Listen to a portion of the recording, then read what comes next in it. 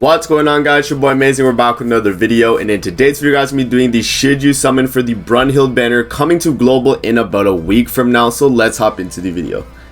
Before we actually hop into the video, make sure to subscribe to your boy Amazing. We are on the road to 25k subscribers, man. At the time of recording this video, I'm at 21,880 subscribers on the YouTube channel. You guys have been enjoying an insane amount of support lately on the channel, man. So let's get into the video and talk about the Brunhildr banner. Alright, so the Brunhildr banner, it's on JPKR right now. Obviously, it's been out for about a week now, and it's going to be leaving on the 30th for KRJP. So let's actually see what the banner looks like and kind of talk about the new Brunhildr's skills and see if she's worth summoning for. So the new Brunhildr, 0.5% rate up, right? By the way, she is the first Ragnarok second version of a character we've ever gotten in Grand Cross so far. So this is the first time they've done something like this.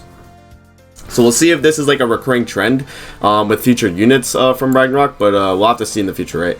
So yeah, Brunhildr, we have the Wedding Diane, Green Gulter, which is really good, Red Elaine, Blue Derriere, really good character, Blue Oslo and Hawk, Halloween Diane, so this one was kind of the one that they just like dropped in with Slater then. Red Hair Elizabeth is really good. Blue Elat, you know, not a lot of people have her. She's good for Guild Boss.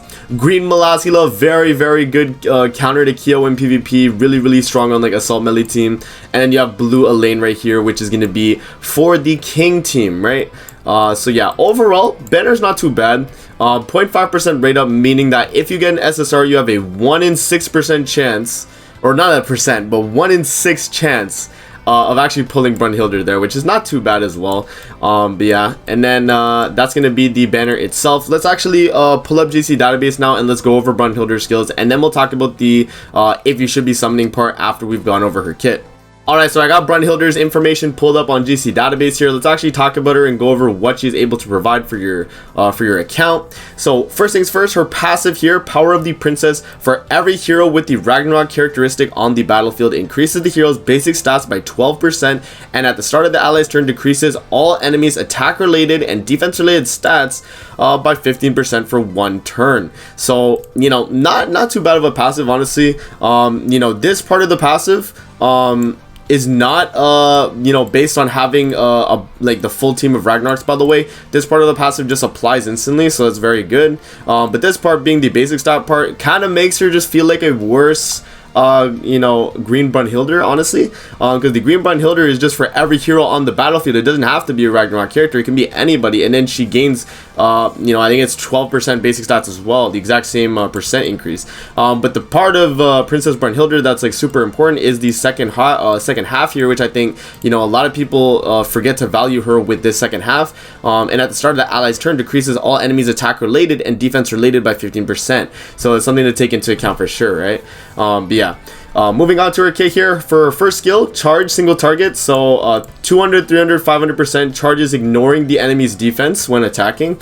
And then her second skill here is going to be inflicting weak point damage AoE, so it goes from 90, 120, 185, and weak point is going to be triple the damage against debuffed enemies.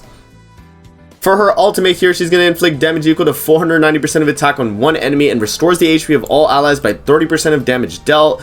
This multiplier is a 49%, scaling up to 725% of attack, and the HP recovered can go up to 80% total. Alright, so that's going to be the Brunhildr right there, man, in terms of her kit and what she's able to provide. She's also a red type character, and in terms of her stats, they're pretty, you know, they're pretty standard for a character nowadays. So definitely good stats there for sure as well. But now that we've kind of went over the kit, let's go back to the banner and let's talk about if you should be summoning. Alright, should you be summoning on this Brunhildr banner coming to global? I would say this banner is a skip unless you are missing a lot of these characters and you need them for specific comps in the game. So, you know, let's kind of talk about the characters that you might need that'll be really good for your account, okay? So, Blue Derriere, not a necessary like character at all, to be honest. And, you know, I'll preface this by right now, by the way, none of these characters that I mentioned are must-have characters. They're just very good for specific team comps. So, Blue Derriere is a very good demon taunt unit. So, you know, on the Assault Melee team, she's not bad. I do think she's not the best in the world now, but she's definitely okay. Another character you might want to have would be the red hair Liz, because she's gonna make your Super Awakening Coin dungeon and your Anvil dungeon very good, very easy, right? Green Molasula is a very strong unit. I know this is like, it's not gonna be no bias or anything like that. I'm just gonna be completely honest. This unit is a very good unit in not just PvE but PvP as well, right? Or not just PvP, PvE as well. That's what I meant to say. Like, in PvE, she is a meta character for the deer. I would highly advise you use her in the deer if you need a green character other than Jormungand. She can definitely fill that slot for you. She's also very good in PvP, you know, against like a Keo team, which, you know, unfortunately Keo's kind of fallen off in the meta, so Molasula has fallen off a little bit as well. But that does make her a very good character you can run alongside like an Assault Melee team, or even just like a King Dian team. Like, that's still a really good comp as well. So yeah, no bias or anything. I think Green Molasula is actually a very good unit. Moving on, we have Blue Elaine here. Very strong character with a King team. If you do invest in her, man, trust me, if you guys have seen my King team, very good character, man. So yeah, and then obviously if you did not pick up Green Gother from the free banner somehow, obviously Green Gother would be a character you want. And then the new Brunhildr is just, you know, I'd say she's not the greatest character in the world, but she's definitely okay for what she provides.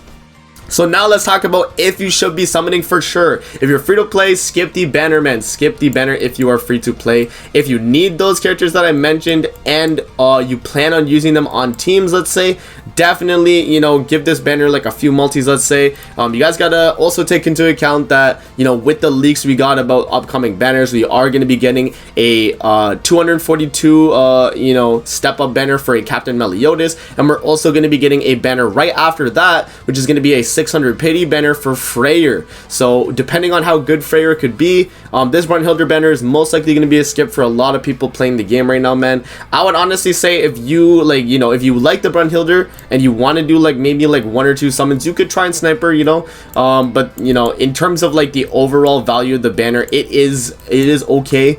It's definitely not the best type of banner. I honestly think the Elizabeth banner is still better. So if you have gems and you're still summoning on Elizabeth's banner, definitely continue summoning if you feel you need to, over the Brunhildr banner.